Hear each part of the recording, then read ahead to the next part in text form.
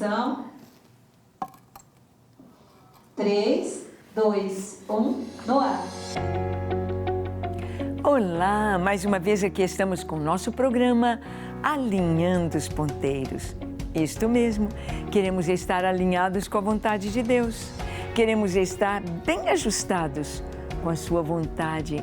Queremos estar olhando o presente, olhando e tirando lições do passado, mas mirando o futuro, sabendo que o que nos aguarda é tão maravilhoso e que a Bíblia nos ensina, Jesus nos ensina. No programa de hoje, vamos conversar sobre este tema. Jesus nos ensina sobre a sua volta. Ele voltará. Jesus veio como homem, o Filho de Deus.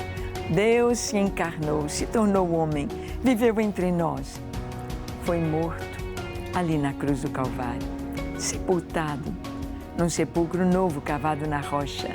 Ressuscitou ao terceiro dia, ascendeu aos céus, assentou-se à destra da majestade de Deus e de lá voltará para nos levar para si. Vamos ver o que o Senhor nos ensina sobre o seu retorno, sobre a sua volta. Deixe o seu coração aberto para Deus. O Espírito Santo vai lhe falar, vai lhe ensinar. O programa Alinhando os Ponteiros já começou.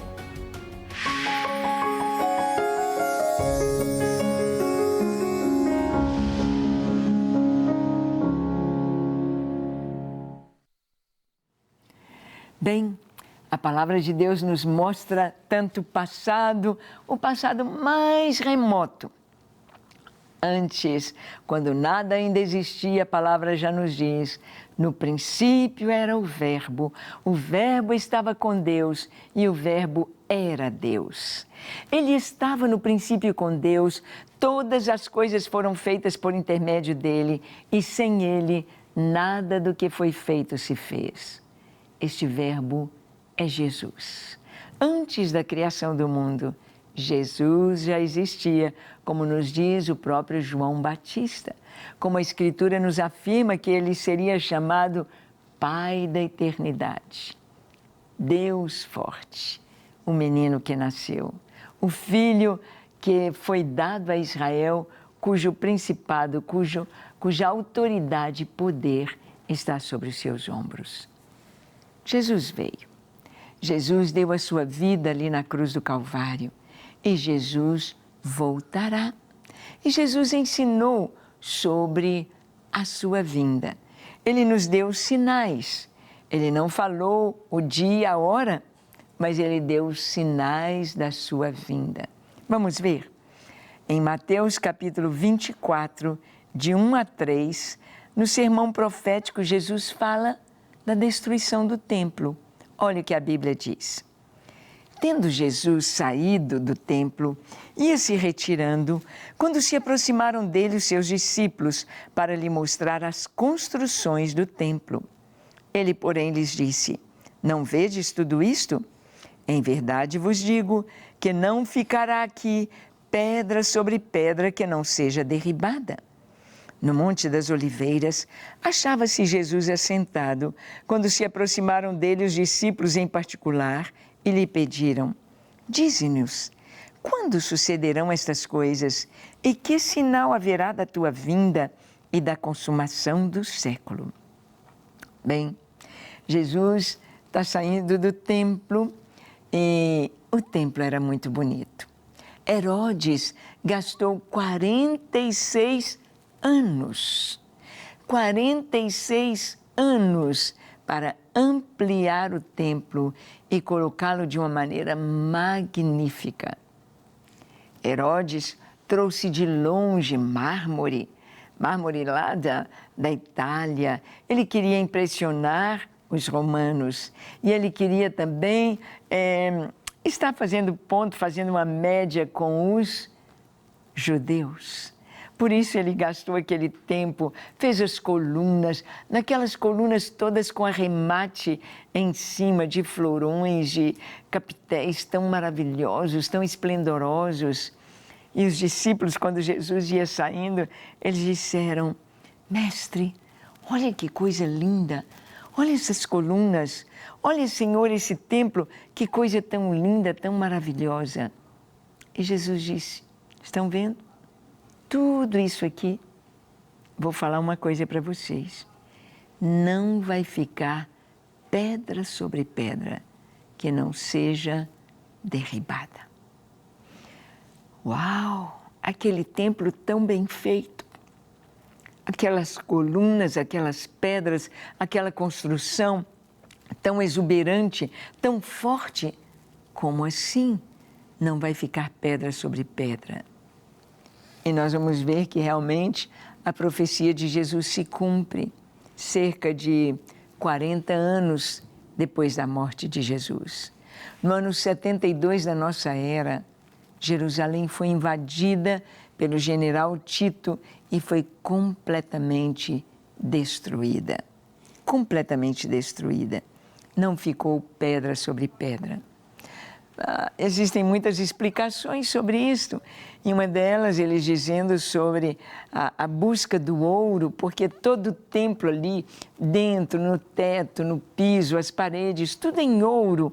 Então, as pessoas queriam encontrar e tirar o ouro.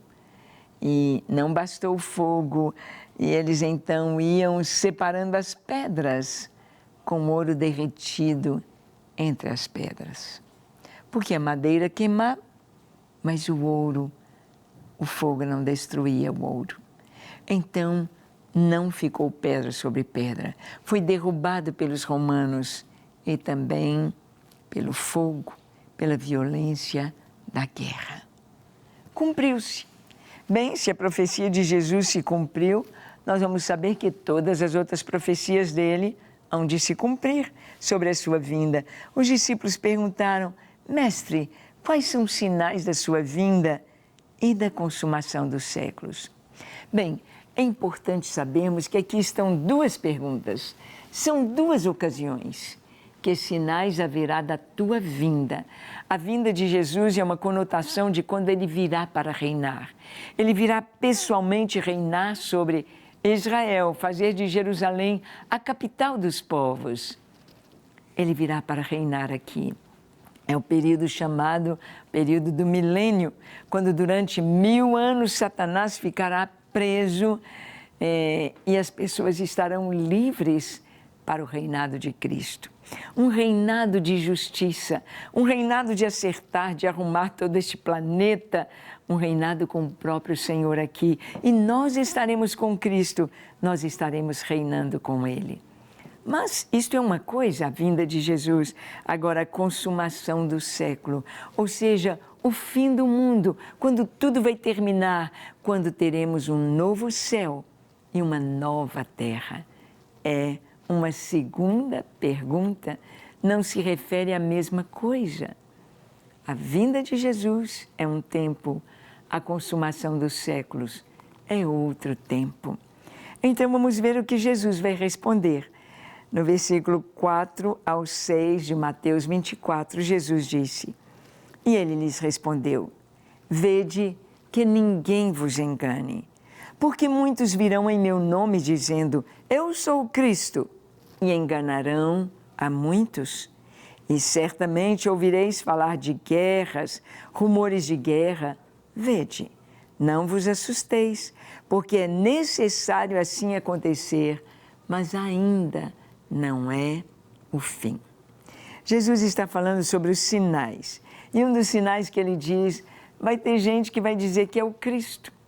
Vai ter gente que vai dizer, eu sou o Cristo. E vão enganar. Hoje nós temos, aqui no Brasil tem o chamado INRI, ele diz que ele é o Cristo, se veste como Jesus, tem o cabelo grande assim e tem seguidores. Eu sou o Cristo. Vede que ninguém vos engane. E outros falsos cristos, falsos, haveriam de aparecer. Durante esses 2000 anos isso tem acontecido e nos nossos dias tem acontecido. Mas ele diz, vai ter guerras e rumores de guerra. século XX, século XXI, com tantas guerras, a gente já pensa, não tem lógica, não tem justificativa para uma guerra da Rússia contra a Ucrânia. Não tem as guerras, e a guerra é cruel, e a guerra é muito triste, há muito sofrimento, muita dor, muita morte, muito medo, muito pânico, muita fome, muitas consequências graves, tanto na economia quanto para as pessoas. Mas Jesus disse, é necessário assim acontecer, mas ainda não é o fim. Jesus está falando sobre o princípio das dores. Ele está falando sobre um tempo de preparação para toda a consumação de tudo isso. Em Mateus 24, de 7 a 8, Jesus disse, porquanto se levantará nação contra nação, reino contra reino, e haverá fomes e terremotos em vários lugares. Porém, tudo isto é o princípio das dores. Fomes. Ah, quem não se lembra daquelas fotos tão tristes de pessoas cadavéricas, como um esqueleto ambulante ali na África, na Biafra. Fome, fome, fome. Haverá o quê? O Senhor disse terremotos. Terremotos. Quantos terremotos nós temos tido? Os terremotos, eles aconteciam a cada 100 anos, um grande terremoto, depois a cada 30 anos, a cada 10 anos. Agora nós temos terremotos quase diários. Lá no Japão, por exemplo, diariamente. E nós sabemos que há grandes terremotos com grandes consequências, com muita morte. Eles estão como a mulher que está de parto e que as contrações vão aumentando gradativamente. De meia em meia hora, depois de 15 em 15 minutos, de 10 em 10 minutos, de 5 em 5 minutos, até que nasce o bebê. A Terra está assim, se contraindo, cada vez com maior frequência. São os terremotos. Mas Jesus disse, ainda não é o fim, é o princípio das dores. Vamos ver uma grande perseguição aos cristãos no tempo do fim. Você está preparado? Preparado para ser perseguido? Preparado para a morte, para a perseguição? Olha bem, Jesus disse, e sereis atribulados, e vos matarão. Sereis odiados de todas as nações por causa do meu nome. Nesse tempo, muitos hão de se escandalizar, trair e odiar uns aos outros, levantar-se-ão falsos profetas e enganarão a muitos. E por se multiplicar a iniquidade, o amor se esfriará de quase todos. Aquele, porém, que perseverar até o fim, esse será salvo. Então sereis atribulados e vos matarão.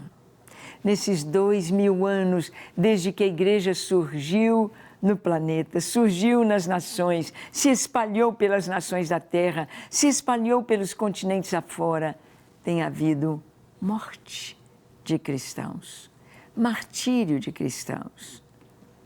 Na África, pelos muçulmanos, no Oriente Médio, também por eles. Perseguição pelos hinduístas, ali na região da Índia, Afeganistão, perseguição pelo comunismo, países socialistas que prendem os cristãos, porque conhecem a verdade e sabem que o socialismo pregado, além de ser uma farsa, é contrário às Escrituras. Grande perseguição aos cristãos no tempo do fim. Sereis odiados de todas as nações. Não haverá como fugir no tempo do fim. Odiados. Por quê?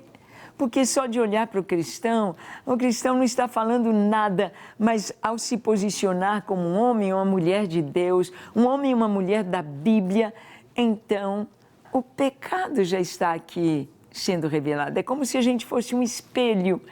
Nós não estamos falando nada, mas a pessoa vê o seu pecado. E ela tem ódio, ela não quer ser confrontada e ela então odeia e a perseguição vem.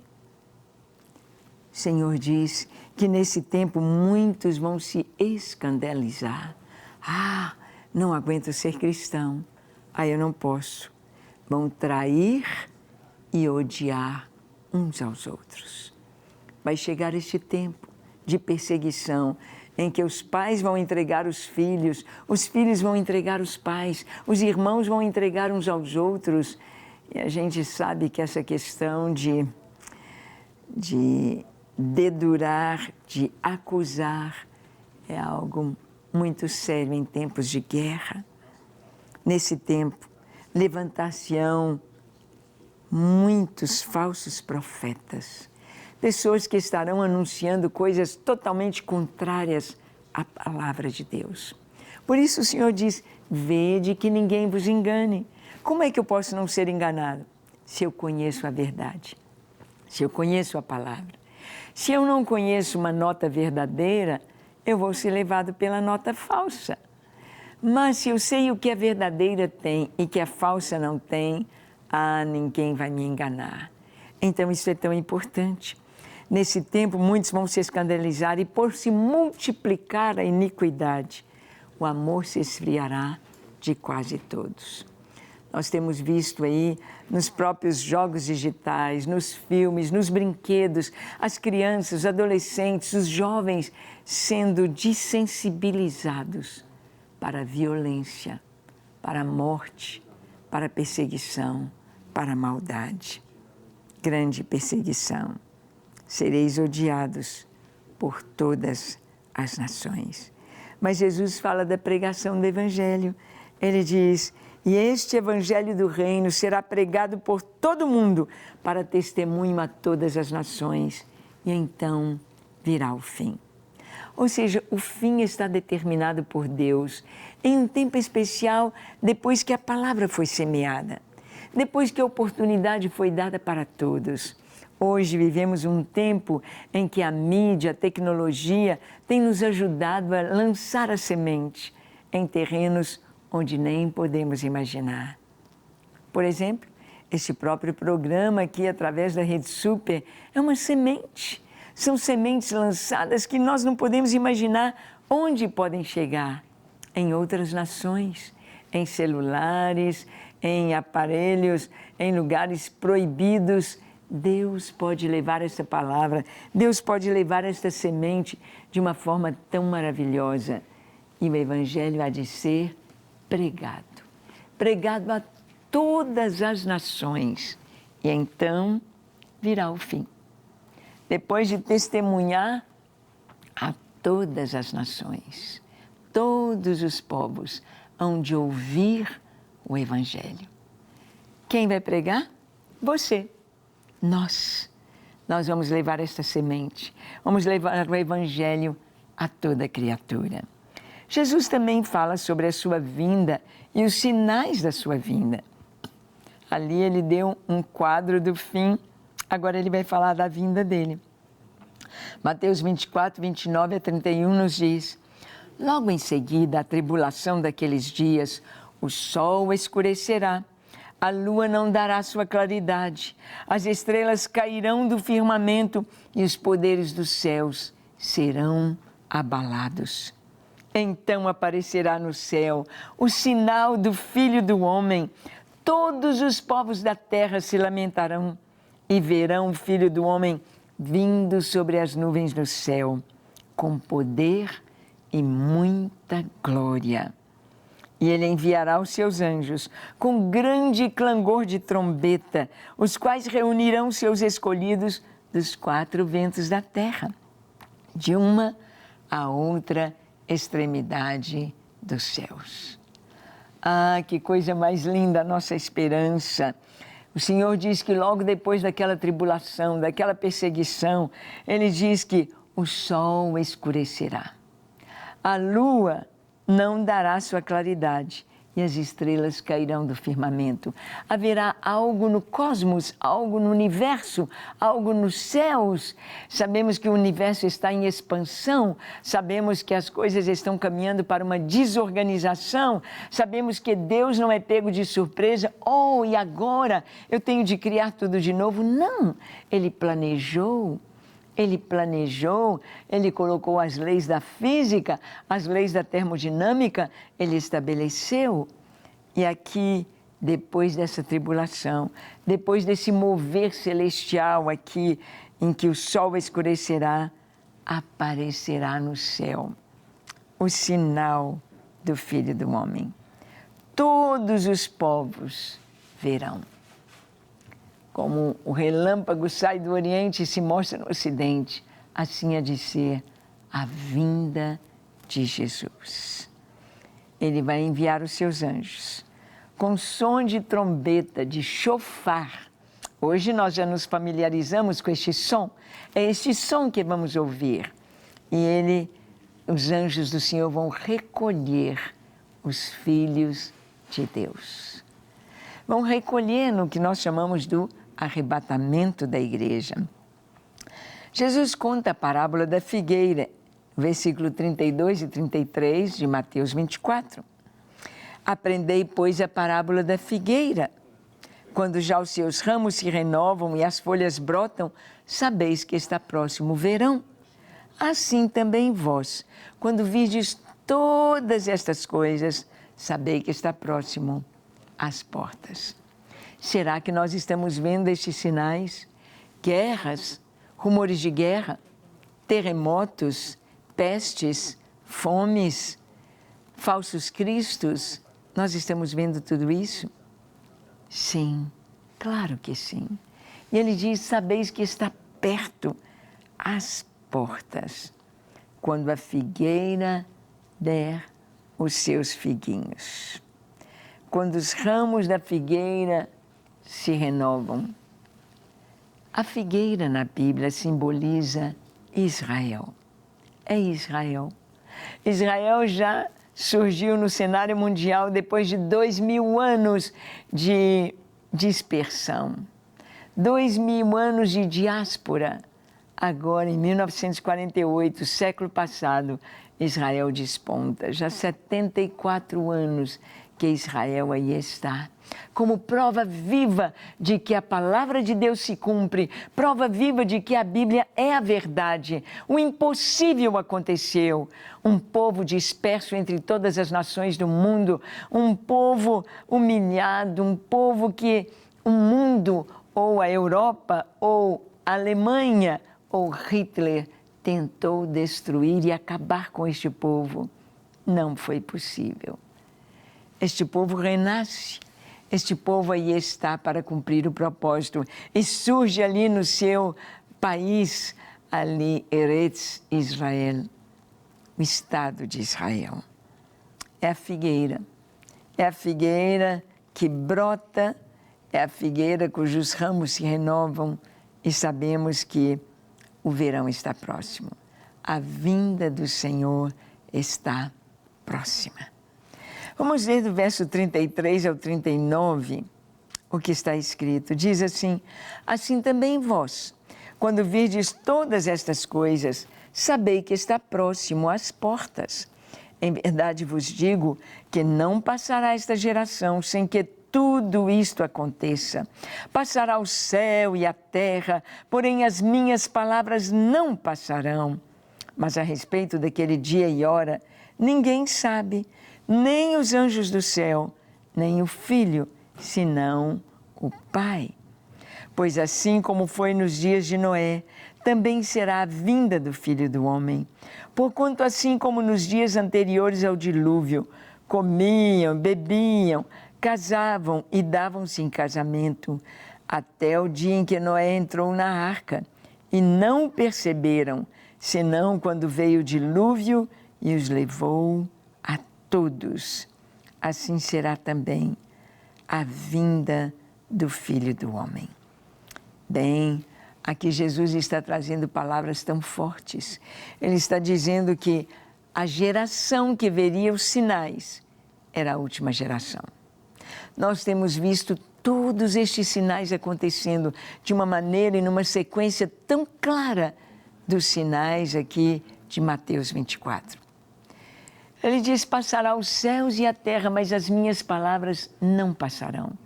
Tudo vai se cumprir. O dia e a hora não nos foram revelados. O Senhor fala que temos de estar preparados, mas Ele não nos revelou o dia e a hora. Mas Ele deu todos os sinais, todas as dicas para que saibamos, pudéssemos saber quando Jesus virá. E Ele diz que aquela geração, a última geração, vai ver tudo acontecer. E será como nos dias de Noé.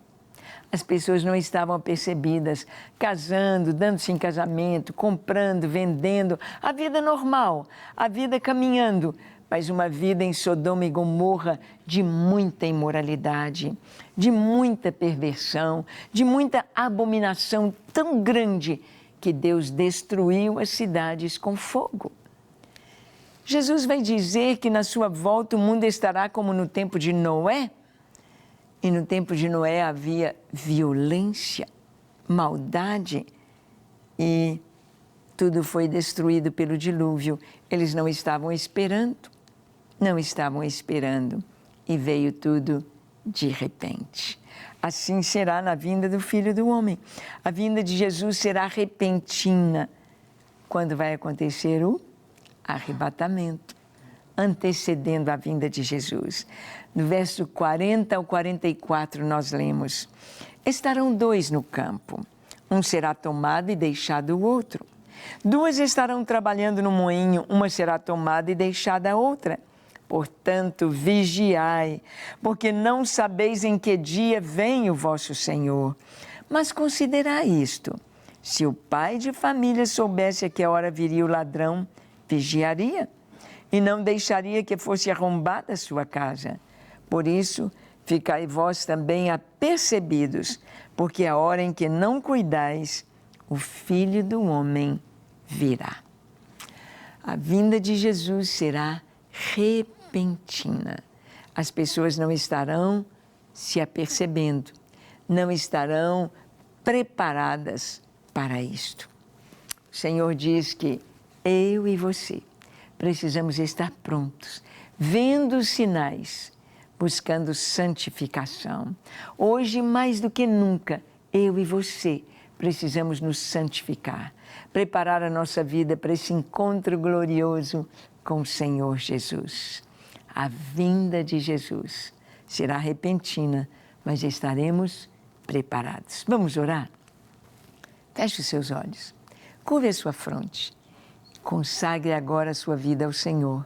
Ore comigo dizendo assim: Senhor, eis-me aqui em Tua presença.